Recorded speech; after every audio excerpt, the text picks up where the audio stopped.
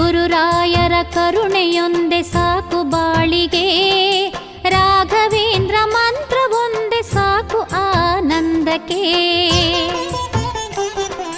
ಗುರುರಾಯರ ಕರುಣೆಯೊಂದೆ ಸಾಕು ಬಾಳಿಗೆ, ರಾಘವೇಂದ್ರ ಮಂತ್ರವೊಂದೆ ಸಾಕು ಆನಂದಕ್ಕೆ.